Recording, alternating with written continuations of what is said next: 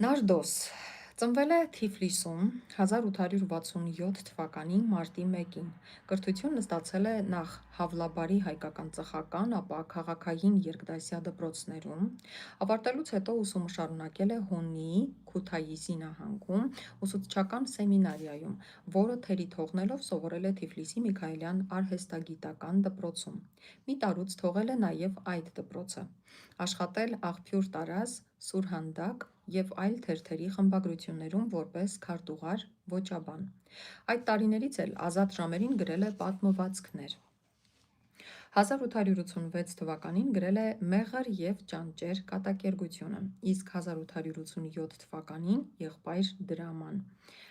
որը մնացել է անավարտ։ Նույն այդ տարիներին վերոհիշյալ պարբերականներում տպագրվել են նրա արձակ երկերից մի քանիսը՝ «Ճշմարիտ բարեկամը», «Բարերար և որդեգիր» և այլն։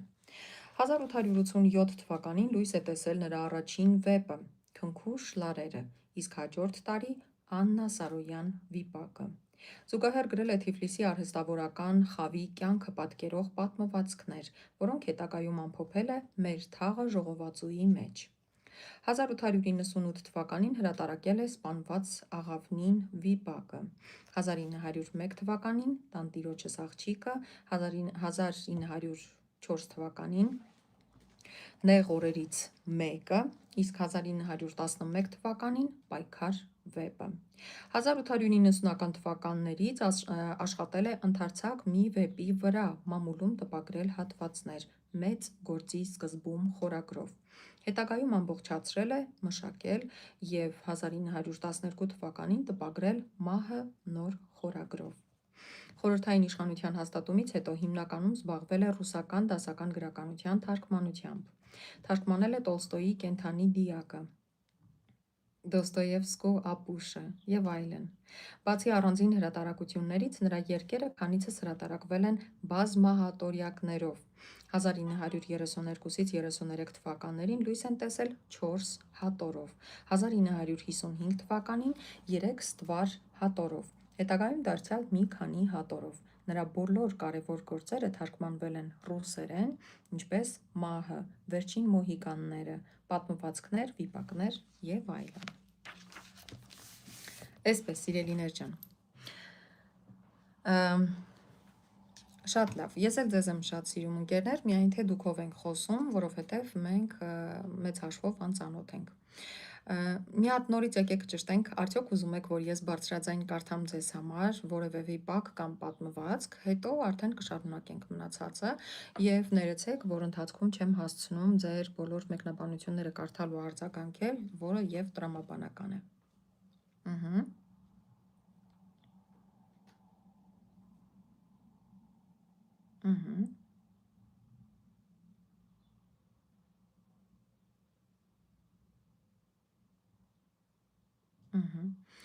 Ես ուզում եմ կարդալ ձեզ համար, համ էլ սա բոլորիս համար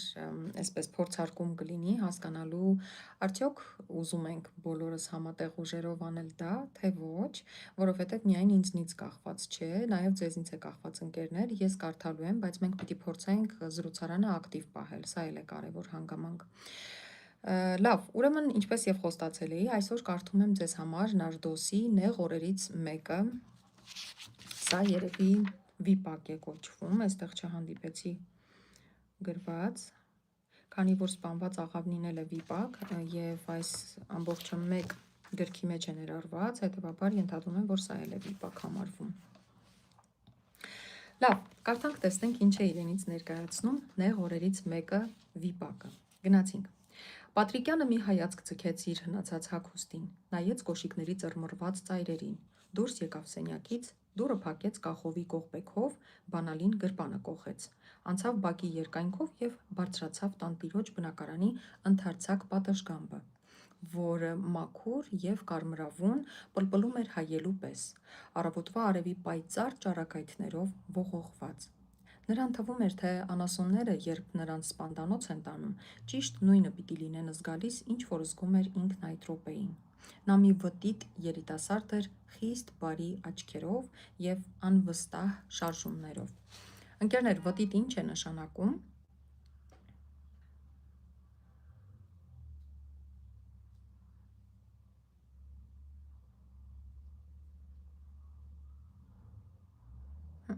Վճիտը չէ։ Վարդան ջան, ճիշտ եք, Նիհար։ Վճիտ, զուլալ, մաքուր, բայց վտիտը, Նիհար, վ-տ-ի-տ, երկու տ կա մեջը։ Վտիտ նշանակում է նիհար, ընկերներ։ Իսկ ձեր նշած մաքուր պարզը վճիտ բառի հոմանիշներն են։ Ահա։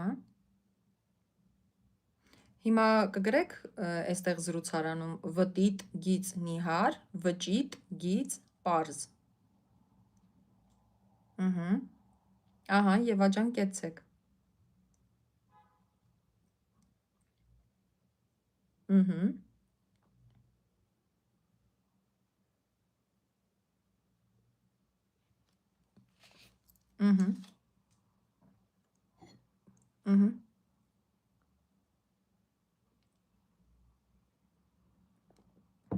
Այդպես, կեցեք դուք։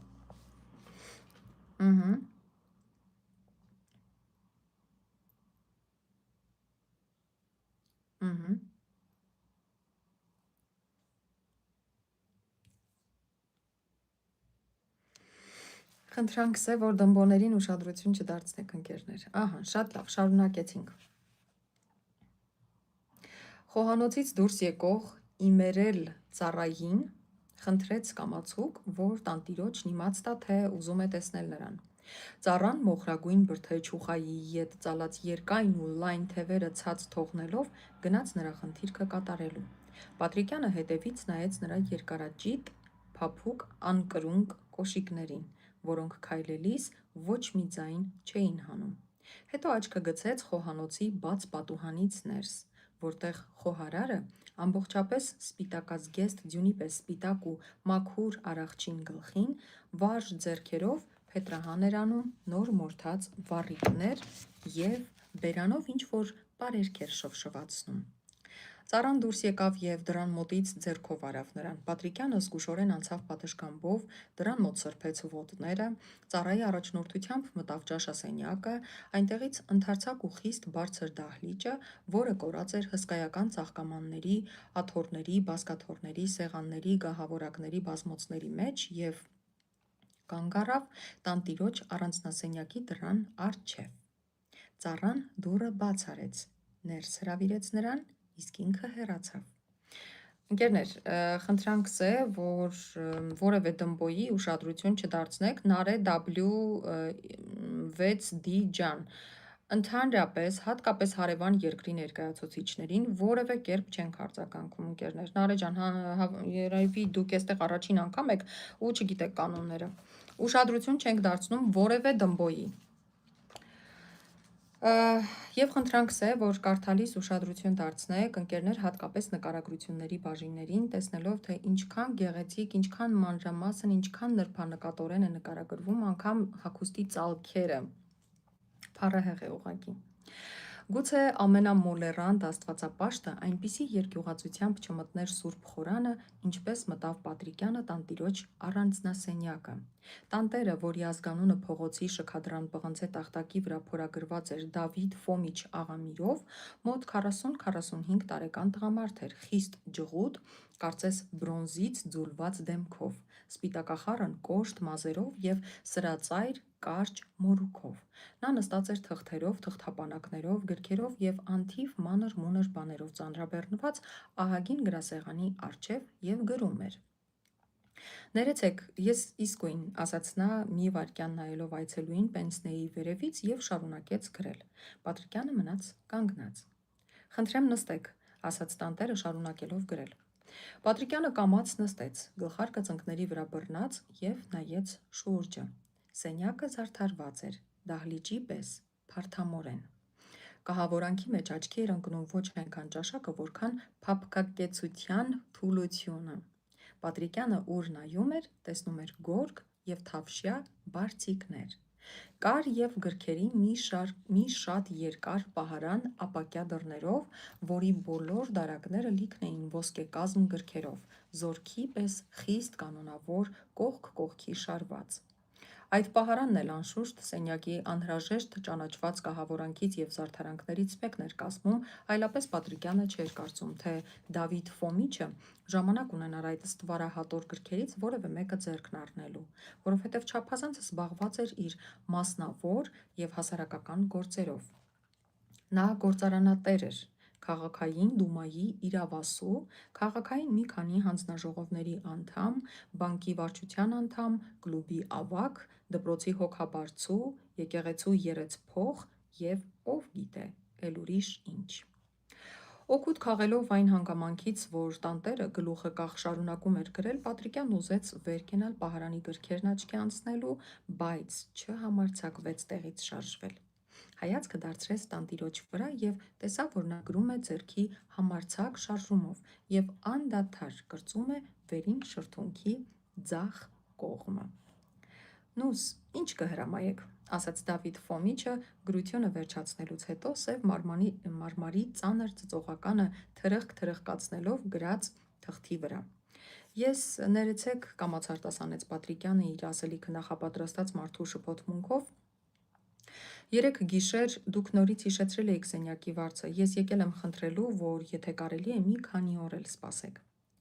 Տանտերը վերցրեց պենսնեն, արմունկներով կրթնեց գրասեղանին և նայեց նրան իր լուրջ, եռանդուն աչքերով։ Եղբայր պատվական, ասաց նա, ես կարծեմ 7 օր է սպասում եմ, չէ՞։ Պատրիկյանը աչքերը վար թողեց, այսինքն իջեցրեց ներքև։ Այո, բայց խնդրում եմ դարձյալ մի քանի օր, եթե կարելի է։ Բանը մի քանի օրվա մեջ չէ, վրա բերեց Դավիթ Ֆոմիչը։ Մի քանի օր, ինչու՞ չէ, կարելի է սպասել, և տեսնում եք, որ սպասում եմ, բայց ցավն այն է, որ մի քանի օրից հետո, երբ դարձյալ ինքս ստիպված կլինեմ հիշեցնելու ձեր պարտքը, դուք կգաք ինձ մոտ, ինչպես հիմա եք եկել, և դարձյալ կխնդրեք այդպես, որ էլի մի քանի օր սպասեմ։ Ես այդ փորձով գիտեմ և այդ բանի վերջը չեմ տեսնում։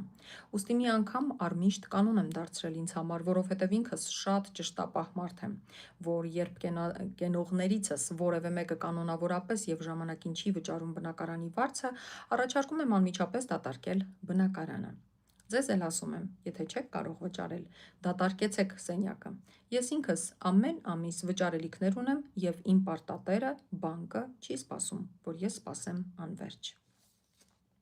Դավիթ Ֆոմիչը խոսում էր վճռական տոնով և սուր-սուր նայում Պատրիկյանի խեղճ ու կրակ դեմքին։ Ես հասկանում եմ ձեր դրությունը, թոթովեց Պատրիկյանը, թեև ամենևին չէր հասկանում, թե ինչպես կարող էր իր վճարելիք ամսական մի քանի ռուբլին որևէ նշանակություն ունենալ այդ հարուստ մարդու համար, բայց դուք էլ խնդրում եմ մտեք իմ դրությունը։ Ես ուսուցիչ էի Գավառում, ինչպես գիտեք, կառավարությունը փակեց մեր դպրոցները։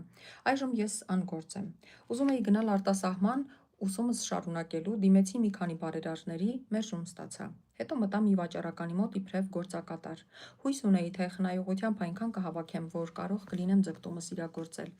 բայց հիվանդացա և խնայած բոլոր փողերս ծախսեցի։ Հիմա ես ոչինչ չունեմ, օրեր են պատահում, որ քաղցած եմ մնում։ Ինչ հարկավոր է, որ այդ բաները պատմում եք ինձ, շտապեց ընդհատել Պատրիկյանին Դավիթ Ֆոմիչը։ Եվ նրա բրոնզյա դեմքի վրա երևացին արգահատանքի ու դժգոհության պարզ նշաններ։ Դուք կրթված երիտասարդ եք, և ձեր անձնասիրությունը չպետք է թույլ տա, որ ուրիշի պատմեք ձեր մասնավոր կյանքը։ Ես էլ հազար ու մի ցավ ու դարդեր ունեմ, նստեմ պատմեմ ձեզ։ Լավ չէ, այդ լավ չէ։ Ասում եք մի քանի օր, համեցեք, մի քանի օր էլ կսպասեմ։ Միայն ես չեմ հասկանում, թե որտեղից պիտի կարողանաք վճարել, քանի որ ասում եք ոչինչ չունեք և անգործ եք։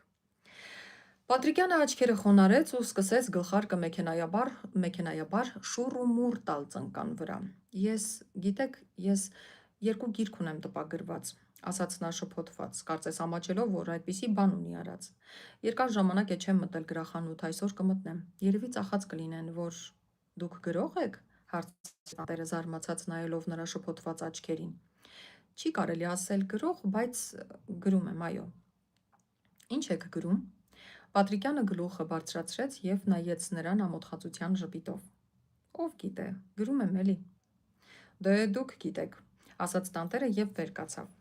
Նրան հետևեց և Պատրիկյանը։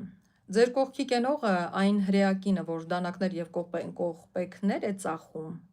բակի դռան մոտ, 10 տարի է կենում է, և չեմ հիշում մի ամիս, որ ամենայն ճշտությամբ վճարած չլինի բնակարանի և…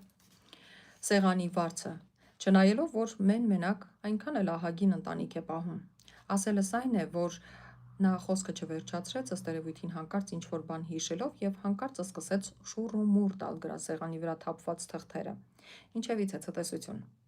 ասաց առանց այլևս ուշադրություն դարձնելու Պատրիկյանի վրա։ Մի քանի օր էլ կսպասեմ։ Պատրիկյանը դուրս եկավ, ճաշասենյակով անցնելիս տեսավ տանտիրոջ կնոջը, շատ բարձր և շատ լղար մի կին, անհրապույր դեմքով, որը սեղանի ծայրին դրած արծաթյա սկուտեղի մոտ կանգնած թեյի բաժակներն էր լվանում։ Մոտը կանգնած էր նրա փոքրիկ տղան և սպիտակ հացի վրա կարագ ու մեղր քսելով ագահաբար կալումուլ էր տալիս։ Շատ հետաքրքիր բառեր կան։ Սենյակի վարձը բերիք, կանչեց Պատրիկյանի հետևից տանտիկինը, երբ նա սուս ու փուս դիմում էր դեպի պատշգամբի դուռը։ Ընկերներ, պատշգամբ բառը ինչպես է գրվում։ Հայկ Սարգսյան ջան, ողջույն, հարգելիս, որ 700 հատ էլ բարև գրեք, մեկ է չեմ տեսնելու, քանի որ գիրք եմ կարդում։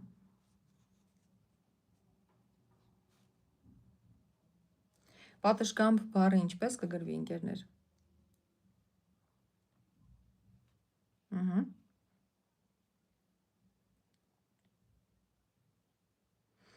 Վարսիկ ջան, շտկեք, թերություն ունեք։ Պատշգամբ G-A-M-B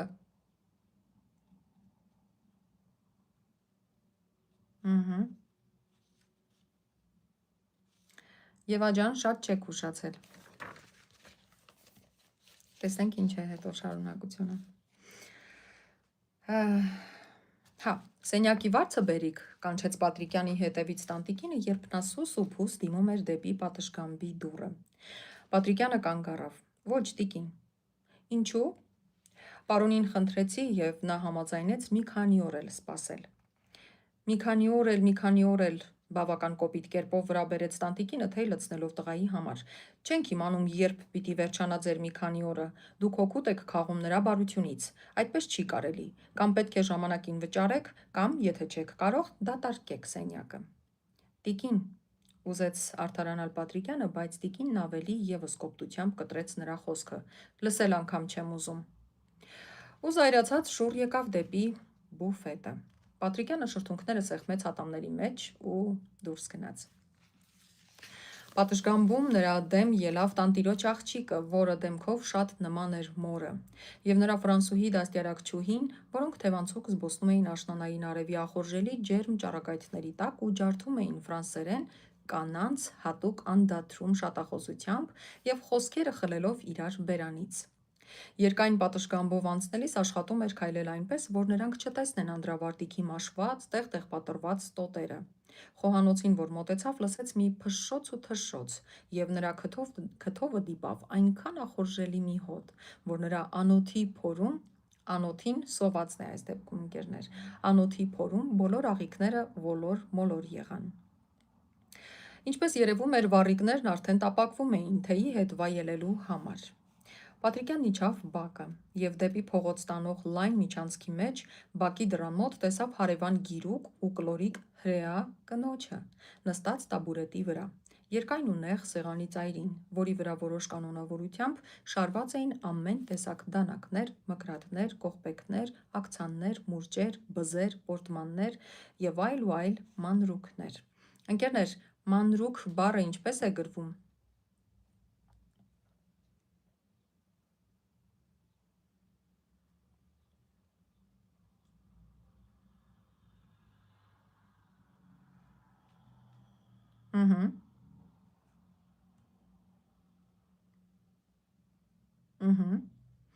Տմբոներին ուշադրություն չդարձնեք, հա։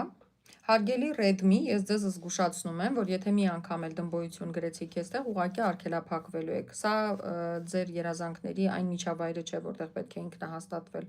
դմբոյություններ դուրս տալով։ Շարունակեցինք։ Երջանիկ կին,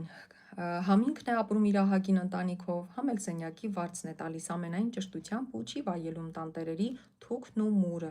մտածեց Պատրիկյանը, և հրեուհու մոտով անցնելիս բարևեց նրան։ Զաչեմ շեղոդնյա նեբղալի գաղյաչեյ վադը հայատար է գրված։ ու փակագծերում նշված է. «Ինչու այսօր տաք ջուր չվերցրիք», կանչեց նրա հետևից կինը ռուսերեն հրեաներին հատուկ առոգանությամբ սն շ եւ ն ղ հնչելով։ Տեսեք, այստեղ գրված չէ վերցրեցիք, այլ վերցրիք է գրված, ընկերներ։ Հիշում եք, չէ, որ ավելորդ էցերից, ացերից պետք է ձերբազատվել։ Պատրիկյանը կանգ առավ եւ նայեց նրա բարի, գիրուկ դեմքին, որովհետեւ շաքարս հատել է, պատասխանեց նա մի տեսակ անհոգությամբ։ Հրեուհին զարմանքից մինչև անգամ վեր կացավ տաբուրետից։ Այ քեզ բան, բացականչեց նա։ Շաքար էլ կտայինք, ինչ կա որ։ Չէ, առանց այն էլ ես շատ եմ պարտական ձեզ։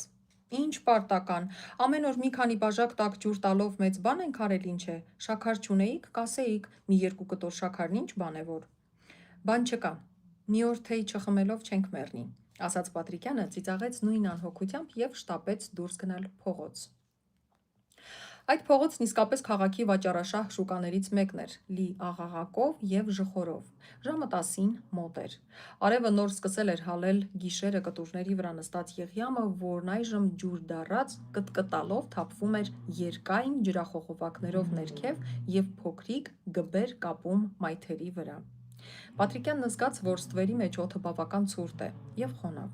ու ձեռքերն անդրավարտիքի գրպանները կոխած աշխատում էր գնալ այն տեղերով, ուր արևը մաքուր երկնքից թափում էր իր ճառագայթները։ Սակայն արևի տակ էլ նրա մարմինը սարսռում էր։ Նրան թվում էր, թե դրա պատճառը ոչ թե ձմեռնամութ աշնանային եղանակն է եւ ոչ թե այն, որ ինքը տակ չի հագնված, այլ այն, որ այդ առավոտ ոչ թեյ է խմել եւ ոչ որևէ բան կերել։ Մարսում էին առավելապես ձեռքերը, որոնց ինչքան էլ աշխատում էր խորը կոխել գրպանների մեջ, այնուամենայնիվ երկարամյա սերթուկի կարճ թևերը բաց էին թողնում նրա դաստակները։ Պատրիկյանի առաջին գործն այն եղավ, որ մտավ գրախանութ։ Հույս ուներ, թե այնքան կստանար, որ սենյակի վարձը հանելուց հետո մի բան էլ կմնար իբրև ապրուստի փող։ Սակայն գրախանութում նրան ասացին, թե վերջին ամսվա ընթացքում նրա երկու գրքույկից մեկն ամենևին չի ծախվել, իսկ մյուսից ծախվել է 5 օրինակ միայն, եւ կոմիսիայի տոկոսը հանելուց հետո նրան հանձնեցին 1 ռուբլի 20 կոպեկ։ Պատրիկյանը հիասթափության ժպիտը դեմքին փողը գրպաննացեց եւ դուրս եկավ գրախանութից, ճնշված այնպիսի մի զգացման տակ, որպիսին ունենում են անսովոր մուրացիկները ողորմություն ստանալուց հետո։ Ամոթի եւ նվաստացման կարմիր երեսին մի րոպե կանգ առավ գրախանութի ցուցափեղկի առջև, որի թեթև քրտնած ապակու միջից մի հայացք ձգեց ցուցանակի վրա նկատելի տեղում հպարտորեն շարված ռուսերեն փարթամ գրքերին եւ ապա մի անկյունում ամոթխածությամբ իրար կողքի կպած հայերեն վտիտ գրքույկներին, որոնց մեջ տեսավ եւ իր երկու լղարիկ գրքույկը։ Հետո երեսը շուռ տվեց եւ հեռացավ դառն մտածմունքների մեջ խորասուզված, ահա որ տառասխալներով է գրված, չգիտեմ ինչու։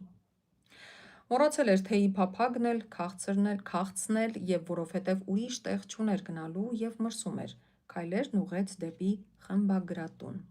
Ընկերներ, վտիտը ինչ էր նշանակում, մի հատ նորից հիշենք, այստեղ նորից կար այդ բառը։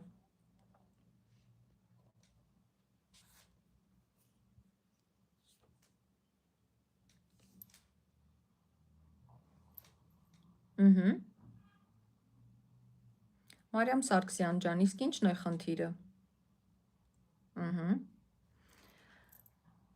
Այս դեպքում նաև բարակ չէ, քանի որ գիրքն էր փորձում նկարագրել հեղինակը վտիտ բառով, հետևաբար բարակ նկատի ուներ, հա։ Վտիտ գիրք, ուրեմն բարակ գիրք։ Այո, կեցեք։ Խմբագրատանը, ինչպես միշտ, այս անգամ էլ նստած էր մենակ քարտուղարը, չորիկ-մորիկ մի երիտասարդ, պարզ ակնոցով եւ աջ ձեռքի ճկույթի վրա կես վերշոկաչափ աճեցրած սրածայր եղունգով եւ արագ գրում էր երկայն ու նեղ թղթերի վրա, ճկույթը խիստ որոշակի առանձնացրած հարևան մատից։ Պատրիկյանն իբրև պարապ մարդ եւ ձրի աշխատակից խմբագրատան ամենօրյա այցելուն էր։ Այնպես որ քարտուղարն ու նա, որոնք մտերիմ ընկերներ էին, այլևս չէին բարևում իրար տեսնելիս։ Այս անգամ էլ Պատրիկյանը քարտուղարի սենյակը մտավ սուս ու փուս, նստեց նրա գրասեղանի ծայրին, վերցրեց տեղական ռուս թերթերից մեկը, որոնցից քարտուղարը լուրեր էր քաղում եւ սկսեց աչքի անցկացնել։ Տեղական լուրերից մեկը կարդալուց հետո հարցրեց. «Ինչու այս լուրը չես նշանակել»։ «Որ լուրը», հարցրեց քարտուղարը շարունակելով գրել։ «Ինչ որ նոր հռչակավոր երգիչ է եկել, Ժապինովը, գաստրոլի է հրավիրված օպերային թատրոնում երգելու»։ «Հերն անիծեմ», սրտանց արտասանեց քարտուղարը, առանց գլուխը բարձրացնելու թղթի վրայից։ «Մեզ ինչ, բոլոր թղթերին հայտարարություններ են տալիս, սեզոնային ձրի տոմսակներ են տալիս, իսկ մեզ շանտեղ էլ չեն դնում։ Եվ մենք պետք է վեր կենանք նրանց համար ռեկլամներ տպենք»։ «Տես թե ուրիշ բան աչքիցս թռցրել եմ, ասա»։ Ներս մտավ տպարանական փոքրիկ աշակերտը մրոտ երեսով ու ձեռքերով եւ ամառվա բարակ կապույտ բլուզով, որի մեջ սրսրթում էր նրա վտիտ մարմինը։ «Նուտ», ասաց նա յուն ու հնչելով։ «Սպասիր մի քիչ», ասաց քարտուղարը եւ գրիչը նրա ձեռքին սկսեց շարժվել ավելի արագ։ Գրեց վերջացրեց թուղթը եւ մյուս թղթերի հետ ծալեց տվեց աշակերտին։ «Ահա տար, որ էլի գալու լինես, հարցրու, էլի քանի կոլոն հարկավոր կլինի»։ Աշակերտը դուրս գնաց գլխարկը փողոցում ծածկելով։ «Դե, Պատրիկ, պարապ մի նստի», ասաց քարտուղարն ակնոցն ուղղելով եւ նոր գործի պատրաստվելով։ «Նյութ չունենք, մի բան գրիր ձեռաց»։ «Տրամադրություն չունեմ», ասաց Պատրիկյանը մելամաղձորեն, «ես հեստիկ եմ, որ խեղդվում եմ այ տրամադրությունից»։ Քարտուղարն է ասում. «Դու մեքենա ես դարձել»։ «Շատ մի խոսիր, գրիր, հոգիս դուրս է գալիս մենակ, գիշերն էլ մինչև ժամը 2-ը տպարանումն եմ անցկացրել, որովհետև սրբագրիչը հիվանդացել է, ես վախենում եմ վաղը չեմ մյուս օրը ցրիչի դեր էլ կատարեմ»։ Ուր է խմբակիրը, ինչու չի օգնում։ Գնացել է փող ճարելու, որովհետև տպարանատերը սպառնացել է, որ եթե այսօր փող չստանա, համարը բաց չի թողնի։ Գրաշարներն էլ մյուս կողմից են փող պահանջում, հետո պոստը, հեռագիրը, տանտերը, որ մեկն ասեմ։ Էգուց այսօր բաժանորդագրություն ենք բանալու, թերթը պետք է կանոնավոր հրատարակենք, որ բաժանորդները չխրտնեն, եւ հանկարծ այսպիսի խայտառակություն։ Գրիր, խոսելու ժամանակ չէ։ Ինչ գրեմ։ Ինչ ուզում ես լուսնի մասին, ուզում ես աստղերի, միայն թե թերթը լցնենք։ Շարունակենք։ Ինձ հետաքրքիր է արդեն թե ինչ է լինելու։ Տաթև ջան, ողջույն։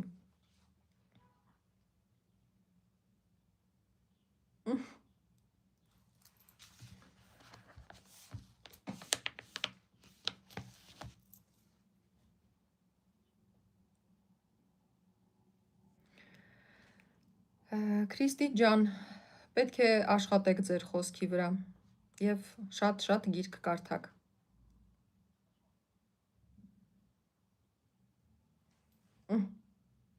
Ընտիր, շատ լավ է։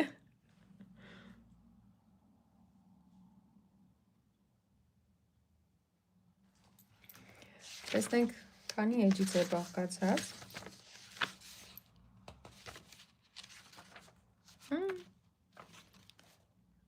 Լավ, շատ բան չի մնացել մեզ, ընդամենը 8 էջ։ Մեծ մասը կարդացինք։ Շարունակենք, թե ոչ։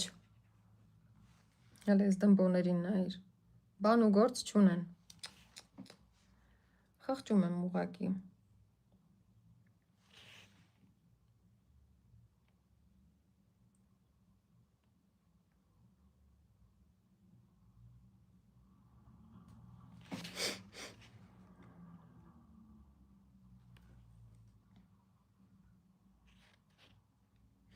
Դե լավ, կարդանք տեսնենք ինչ է լինում, հուսամ կհասցնենք մինչև 17:30։ Քարտուղարն ասաց ուզում ես լուսնի մասին, ուզում ես աստղերի, միայն թե թերթը լցնենք։ Պատրիկյանը դանդաղորեն մի քանի թերթ թուղթ քաշեց առաջը, գրիչը թաթախեց թանաքամանի մեջ, կարճ ժամանակ մտածեց եւ գրեց վերնագիրը. 3 ամիս եւ 5 օրինակ միայն։ Տակն էլ գիծ քաշեց։ Այստեղ կանգ առավ, ճակատը շփեց եւ երկար մտածելուց հետո սկսեց. Այս օրերիս պատահեցի մեր սկսնակ գրողներից մեկին, որի համար կրիտիկական կամ այն, ինչ որ մեզնում կրիտիկա է անվանվում, միաբերան վկայել է, որ ձիրքից զուրկ չէ։ Նա գանգատվեց ինձ, թե ահագին նեղություններով հրատարակված իր մի գրքից 3 ամսվա ընթացքում վաճառվել է 5, հանկարծ 100 չկարծեք, 5 հատ միայն, իսկ մյուսից ոչ մի օրինակ։ Այս տխուր իրողությունը շատ լավ ծանրաչափ կարող է լինել, ցույց տալու համար մեր հասարակության ընթերցասիրության չափը և միևնույն ժամանակ շատ դառն մտածմունքների առիթ է տալիս մեր գրականության ապագայի մասին։ Մեր հասարակությունը այստեղ բազմակետեր է դրված ու հաջորդ տողից նոր պարբերություն է սկսվում։ Պատրիկյանը նորից կանգ առավ, մտածեց, հետո գրիչը վար դրեց և ասաց. այստեղ ոչինչ չի կարելի գրել, մատներիս ծայրերը փետացան։ Թող գրի է, բղավեց քարտուղարը, որի գրիչը շարունակում էր արագ շարժվել թղթի վրա։ Վաղուց է այդքան քնքշացել ես, կարծես թե քո հավաբունը սրանից տաք լինի, անունն էլ սենյակ ես դրել, գրիր։ Պատրիկյանը սառած ձեռքերը շփեց իրար, բերնի գոլորշիով տաքացրեց մատների ծայրերը, նորից առավ գրիչը, գիծ քաշեց մեր հասարակության բառերի վրա ու շարունակեց. Ճիշտ է, չի կարելի պնդել, թե մեր հասարակությունն ընթերցասեր չէ, բայց կարելի է մտնել, լսվեց մի ուժեղ բարիտոն։ Պատրիկյանը և քարտուղարը միաժամանակ բարձրացրին գլուխները և նայեցին դեպի նախասենյակի դուռը։ Այնտեղ կանգնած էր մի թիկնավետ երիտասարդ, բեղերն ու մորուքը սափրած, թանկագին մուշտակով և պլպլան ցիլինդրով։ Խնդրեմ, մեքենայաբար արտասանեց քարտուղարը։ Այցելուն մտավ խիստ անձնավստահ քայլերով, ցիլինդրը վերցրեց ու ներկայացրեց իրեն։ Կայսերական թատրոնների երգիչ Ջափինյան, երևի գիտեք, որ ես գաստրոլով հրավիրված եմ այստեղի արքունական թատրոնում երգելու։ Ախ, ինչպես չէ, արտասանեց քարտուղարը մեքենայաբար վեր կենելով տեղից և ակամա հարգանքով սեղմելով երգչի ձեռքը։ Խնդրեմ, նստեք։ Ջափինյանը նախքան նստելը ետ արեց մուշտակի կոճակները, կուրծքը բաց արեց, ասելով. «Ուֆ, շատ շոգ է»։ Ցիլինդրը գլխի վայր դրեց գրասեղանի վրա, կաշու թանկագին ձեռնոցը ձգեց ցիլինդրի մեջ և ապա թե նստեց քարտուղարի մոտ բերած աթոռի վրա։ Հետո տեսնելով, որ գրասեղանը ծածկված է փոշով, ցիլինդրի տակ մի լրագիր դրեց։ Խմբագիրն այստեղ չէ, հարցրեց թաշկինակով սրբելով ճակատը։ Դժբախտաբար ոչ, պատասխանեց քարտուղարը ստրկական հարգական ժպիտով և ակամա ուշադրություն դարձրեց երգչի կարմիր ատլասի փողկապի վրա հուրհրատին տվող ադամանդին։ Նստեց նորից և չէր իմանում ինչպես անի, որ այցելուի աչքից ծածկի իր կեղտոտ ճմրթված մանժետները։ Իբրև հայ երգիչ, իմ բարոյական պարտքս համարեցի այցելել ձեր խմբագրատուն, ասաց Ջափինյանը։ Երևի գիտեք, որ ես ձայնս մշակել եմ Իտալիայում, որտեղից սրանից 6 տարի առաջ ինձ հրավիրեցին Օդեսա։ Երկրորդ տարին երգեցի Իրկուտսկում, հետո մի սեզոն էլ երգել եմ Խարկով, Կիև, Մոսկվա, իսկ անցյալ սեզոնին երգում էի Պետերբուրգում։ Այժմ ինձ հրավիրել են Թիֆլիս։ Թիֆլիսը երաժշտական քաղաք է և կարծում եմ կգնահատի ինձ, ինչպես հարկն է։ Ներեցեք, դուք ստանում եք մայրաքաղաքի թերթերը։ Ինչպես չէ։ Ուրեմն անշուշտ կարդացած կլինեք իմ մասին գրած ռեցենզիաները։ Ամենքը միաբերան հիացած են։ Մի քանի օտարատյաց թերթեր միայն, ինչպես Նովոյե Վրեմյան և Սվետը, աշխատում էին ինձ գլորել, որովհետև իմացել էին, որ հայ եմ, բայց չհաջողվեց։ Ինչ նշանակություն ունի ես հայ եմ թե ռուս, ես միայն երգիչ եմ, կարող եմ այսօր հայերեն երգել, վաղը ռուսերեն, մյուս օրը իտալերեն, այդպես չէ։ Իհարկե։ Ճիշտ է, աֆիշների վրա ժապինով են գրվում, բայց այդ ոչ թե նրա համար, որ ուզում եմ ինձ ցույց տալ, այլապես կգրվեի Իվանով կամ Սիդորով, այլ նրա համար միայն, որ Ջափինյան ազգանունը ինչպես գրես ռուսերեն Ջապինյան, ռուսերեն ոչ ջ կա, ոչ փ։ Թե չէ հայերեն միշտ Ջափինյան եմ գրվում և երբեք էլ չեմ ծածկում, որ հայ եմ։ Ես ձեզ մի ուրիշ բան ասեմ, շարունակեց շատախոս երգիչը, Օդեսայի անտրպրենյորս փորձեց ինձ նոր հրավիրած ժամանակ աֆիշի վրա ազգանունս գրել Ժապինի, բայց ես շատ քաղաքավարի կերպով հասկացրի նրան, որ ոչ մի պայմանով թույլ չեմ տա իտալացի մկրտելու ինձ, չնայելով, որ իտալացի երգիչների անունն առհասարակ շատ հարգի է Ռուսաստանում։ Թե չէ որ ուզենայի դավաճանել ազգիս և հավատիս ավելի լավ կանեի և ավելի շահավետ կլիներ գրվեի Ժապինի, քան թե Ժապինով, այնպես չէ։ Իհարկե, նորից համաձայնեց քարտուղարը։ Երգիչը խոսում էր դեռ շատ երկար և բացառապես իր մասին։ Նրա ձայնը հնչում էր առողջ և ինքնավստահ։ Երբ պիտի վերջացնի ու կորչի, մտածում էր քարտուղարը, սակայն առանց դժգոհության որևէ նշան ցույց տալու։ Ընդհակառակը շարունակում էր լուռ լսել նրա նույն ստրկական հարգական ժպիտը դեմքին։ Ինչևիցե, վերջապես վերջ տվեց իր շատախոսությանը երգիչը և վեր կացավ։ Ես ձեզ չխանգարեմ։ Իմ խոնար հարգանքները սպարոն խմբագրին։ Այս խոսքերի հետ երգիչը ծոցից հանեց իր այցետոմսը և դրեց քարտուղարի առջև։ Հույս ունեմ, որ նա, ինչպես և դուք, շնորհ կբերեք լսելու ինձ։ Իմ առաջին դեբյուտը լինելու է ամսույս 10-ին։ Երգելու եմ Օնեգինի պարտիան։ Հետո դուրս կգամ Մազեպայի, Կնյազի Գորի, Կապեց Կալաշնիկովի, Ցարսկայա Նևեստայի, Ժիզն Զացարյայի, Ռուսլան և Լյուդմիլայի, Ռուսալկայի և ուրիշ օպերաների մեջ։ Ցտեսություն։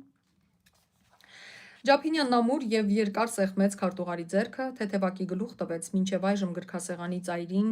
կուչ եկած Պատրիկյանին, ցիլինդրը ծածկեց և դուրս գնաց նույնպիսի քայլերով, ինչպես որ մտավ, հատակը թրխկացնելով իր պլպլան կոշիկների կանացի բարձր և բարակ կրունկներով։ Քարտուղարը մինչև դուռը ճանապարհ դրեց նրան և երբ վերադարձավ, ձեռքերի ափերը խփեց իրար ու բացականչեց ծայրաստիճան ապշած. «Փահ, տեսա՞ր, Պատրիկ, գիտես ով էր, երեկ մեկ էլ օրվա քելեխուտող տիրացուն էր և նոր հիշեցի, Պատրիկ ջան, նոր, խմբագիրը պատմում է, թե երեսփոխական արարողությունների մասին, որ հայտարարություն էր բերում, չէր համարձակվում դռան շեմքից առաջ գալ, իսկ հիմա իր բարոյական պարտքն է համարել այցելություն տալու խմբագրությանը։ Ցիլինդրի տակ լրագիր դրեց, որ չփոշոտվի։ Տեսա՞ր նրա փողկապի ադամանդը, մուշտակը, մենք այստեղ ցրտից կաղկանձում ենք, իսկ նա քրտինքն էր սրբում։ Գնացել վարժապետ և գրող ես դառել։ Վայ, գրողը տանի քեզ, Պատրիկ ջան, գրողը, ինձ էլ քեզ հետ», ավելացրեց քարտուղարը և գնաց նստեց իր տեղը։ Դու ինձ այս ասա, հիմա լուրը կգրես։ Հիմա լուրը կգրես, չէ՞, հարցրեց Պատրիկյանը հեգնորեն ժպտալով։ Քարտուղարը պատասխանի տեղ ձեռքերը տարածեց խաչելության պես, ուսերը վեր քաշեց կոմիկական տարակուսանքով, կարճ ժամանակ մտախոհության մեջ ընկավ, հետո հանկարծ նայեց ծոցի ժամացույցին ու բացականչեց ոչ այնքան զայրացած, որքան զարմացած. «Ինչքան էլ ժամանակ խլեց անիծածը, իսկ տպարանում նյութ չկա, գրիր, Պատրիկ ջան, մինչև որ տեսնենք ինչ է դուրս գալիս այս էշի մարտիրոսությունից»։ Շատ լավն է։ Մանիր իմ ճախարակ, արտասանեց Պատրիկյանը, առավ գրիչը և պատրաստվեց շարունակել հոդվածն անսիրտ և դառնացած ինքն էլ չիմանալով, թե ինչի դեմ։ Իսկ այդ միջոցին քարտուղարն արդեն գրում էր իր մանր ու փութկոտ գրերով։ Մեր հայրենակից երգիչ Ջափինյանը, բեմական ազգանունը Ժապինով, գաստրոլով հրավիրված է երգելու Թիֆլիսի արքունական օպերային թատրոնում։ Իտալիայում իր արվեստը կատարելագործելուց հետո նա վերջին 6 տարվա ընթացքում երգել է Ռուսաստանի զանազան քաղաքներում, իմիջիայլոց Մոսկվայում և Պետերբուրգում, ուր տեղական թերթերի վկայությամբ մեծ հաջողություն է ունեցել։ Թիֆլիսում նա առաջին անգամ բեմ է ելնելու ամսույս 10-ին Չայկովսկու Եվգենի Օնեգին օպերայի մեջ, Օնեգինի դերում։ Նա ուզում էր մի խոսք էլ ավելացնել, հասարակության ուշադրությունը հրավիրելով հայ տաղանդի վրա, բայց հիշելով, թե անցյալում ինչ է եղել, նա վախեցավ, որ նրան ճանաչող ընթերցողները ծաղրի կենթարկեն թերթը, ուստի բավական համարեց գրածը և մի կողմ դրեց։ Հետո նայեց Պատրիկյանին ու տեսնելով, որ նա գրում է շատ դանդաղ և անդադար գլուխը քորելով, ասաց. «Պատրիկյան ջան, շուտ արա, թե չէ հրես որտեղ որ է կգա պստիկ հոգեառս և նյութ կպահանջի»։ Մտավ էքսպեդիտորը, պոստից բերած մի կույտ լրագրեր և նամակներ ձեռքին։ Քարտուղարն ամենից առաջ վրա ընկավ նամակներին և սկսեց աչքի անցկացնել։ Այնքան վարժվել էր, որ մի քանի տող սկզբից, մի քանի տող մեջտեղից և մի քանի տող վերջից կարդալուց հետո հասկանում էր ամբողջ նամակի բովանդակությունը և իսկույն էլ վճռում՝ կարելի էր տպել, թե ոչ։ Վայ, այս անիծածները կարծես խոսքը մեկ են արել, որ գրեն քահանաների, տիրացուների և հոգաբարձուների մասին, բացականչեց նա մի քանի նամակներ աչքի անցկացնելուց հետո։ Քահանա և տիրացու, տիրացու և հոգեբարձու, հոգաբարձու և տիրացու, կարծես թե էլ ուրիշ բան չկա գրելու, ես ձեր… հայհոյանք է էստեղ։ Եվ զայրացած քարտուղարի բերանից ակամայից թռան ինտիլիգենտ մարդուն անվայել մի քանի հայհոյական խոսքեր, քահանաներից, տիրացուներից և հոգաբարձուներից դուրս ուրիշ նյութ չգտնող գավառական թղթակիցների հասցեին։ Նա վերցրեց այդ նամակները և ուզում էր մեկեն պատռել ու ձգել գրասեղանի տակ դրած զամբյուղը, բայց հիշելով, որ տպարանում նյութ չկա, մի կողմ դրեց։ Նույն կարգով շարունակեց աչքի անցկացնել մնացած նամակները։ Եվ ինչպես երևում էր, այդ նամակներն էլ բանի պետք չէին, որովհետև նա իր երկայն ու չոր մատներով ջղայնորեն ոլորում և փետրում էր ցանցառ բեղի ծայրերը։ Այնուհետև, երբ նամակներն աչքի անցկացրեց, բրծավ, խոնարհվեց գրասեղանի վրա և սկսեց ուղղել ամենից առաջ այն նամակները, որոնք քիչ թե շատ հասարակական նշանակություն ունեին։ Ընկերներ, խոնարհվել բառը ինչպես կգրվի։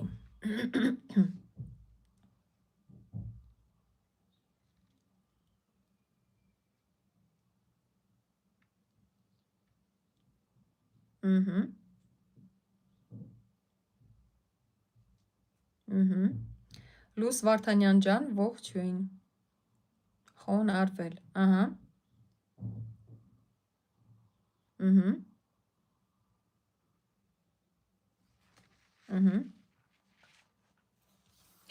Իսկ ուղղել բառը ինչպես կգրվի, ընկերներ։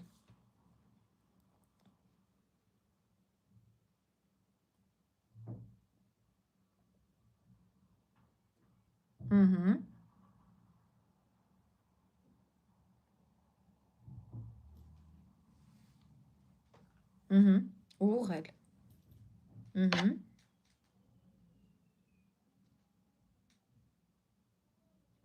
Մանե Պետրոսյան ջան,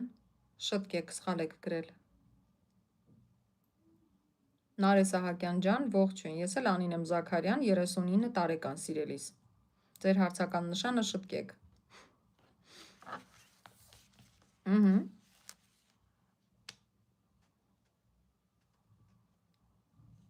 Այո, երկուղը։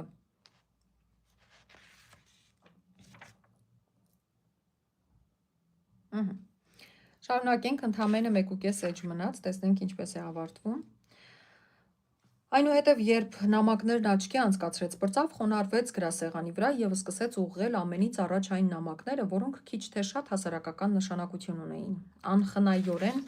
ջնջում էր ահագին պարբերություններ, երբեմն ամբողջ երեսները և տեղը գրում, մի քանի տող միայն ջնջում, փոխում կամ ավելացնում էր այս կամ այն բառը կամ տառը, պեդանտի նախանձախնդրությամբ և համառությամբ, պահպանելով լրագրի ուղղագրությունը, որի ստեղծողն ինքն էր։ Ուղղագրություն բառն ինչպես կգրվի, ընկերներ։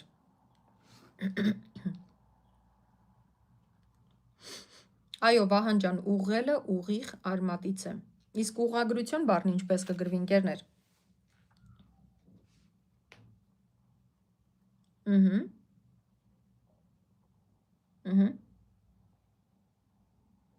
Քաղաք Երևան։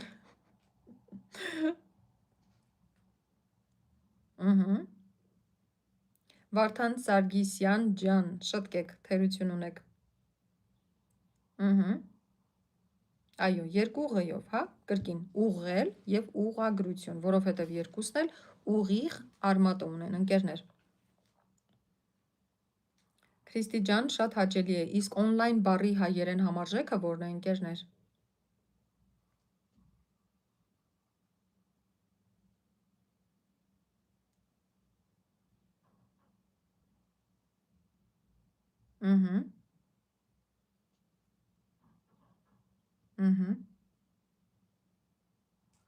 Օնլայն բառի հայերեն համարժեքը, սիրելիներ, որն է։ Ահա։ Այո, Քրիստի ջան, առցանցը։ Նարե Սահակյան ջան, շնորհակալ եմ ջերմ խոսքերի համար։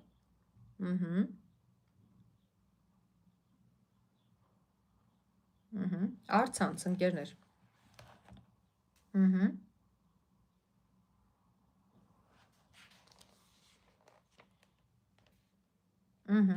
Ընտիր։ Տեսնենք, ուր հասա։ Պեդանտի նախանձախնդրությամբ և համառությամբ պահպանելով լրագրի ուղղագրությունը, որի ստեղծողն ինքն էր։ Մինչդեռ Պատրիկյանը սուս ու փուս նստած գրասեղանի ծայրին շարունակում էր գրել իր հոդվածը, այլևս ուշադրություն չդարձնելով սենյակում տիրող ցրտին։ Մի ժամից հոդվածն արդեն պատրաստ էր։ Նա գրած թերթերը դարսեց իրար վրա ըստ թվահամարների, դրեց քարտուղարի առջև ու վեր կացավ։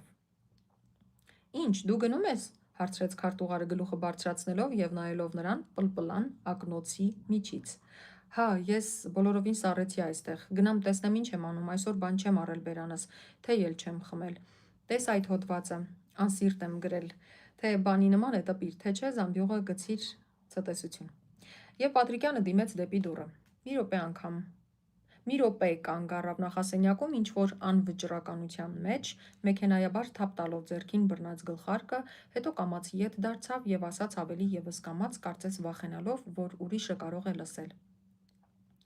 «Չես կարող ինձ 5 ռուբլի փող տալ»։ 5 ռուբլի, բացականչեց քարտուղարը գլուխն արագորեն բարձրացնելով, հա, խնդրում եմ, սենյակիս վարձը պետք է տամ, թե չտամ դուրս են անելու։ Այս րոպեիս 5 ռուբլին ինչ է որ, ասաց քարտուղարը շտապով հանեց իր մաշված ջարդված պորտմանեն, բաց արեց միջի բոլոր փողը, սև ու սպիտակ դրամներ, թափեց սեղանի վրա և սկսեց համրել։ Դրամները մեկ-մեկ քաշելով մի կողմ, 10, 20, 35, 50, 58, 60, 62 կոպեկ, ահա իմ ունեցած ամբողջ կապիտալը։ Թե որ սրանից 5 ռուբլի դուրս գա, վերցրու տար տանտիրոջդ աչքը կողիր, 5 ամիս է, ռոճիկ չեմ ստացել, կհավատաս թե չէ։ Մի րոպե Պատրիկյանը լուռ նայում էր քարտուղարի աչքերին։ Բաս ինչով ես ապրում, հարցրեց։ Դու ինչով ես ապրում, եղավ քարտուղարի պատասխանը։ Պատրիկյանը ձեռքով հուսահատական մի շարժում արավ, գլխարկը ոչ թե ծածկեց, այլ ծածկելիս ուղղակի խփեց գլխին ու դուրս գնաց։ Այսքանը։ Ոնց եք։